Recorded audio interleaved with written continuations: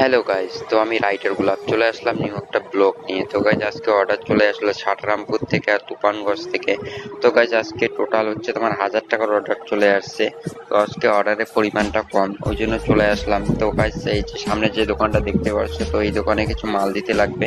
তো গাইজ এই দোকানে 10 পিস দিতে লাগবে। দিয়ে তো আমাকে যাইতে হবে সাটরামপুর বাজারে। তো সাটরামপুর বাজার পার হয়ে আসলাম। তো গাইজ এই যে দোকানে, এই দোকানে দিতে লাগবে 20 পিস। এই দোকানে 20 পিস মাল দেওয়া লাগবে। তো কাজ এই দোকানে 20 পিস মাল দিয়ে নেই। তো কাজ এই দোকানে 20 পিস দিয়ে আমি এখন চলে যাব তুফানগঞ্জে। তো গাছ তুফানগঞ্জে আছে অর্ডার। তো গাছ তুফানগঞ্জে যে অর্ডারটা ছিল, তুফানগঞ্জে অর্ডারটা দেওয়া শেষ হয়ে গেল।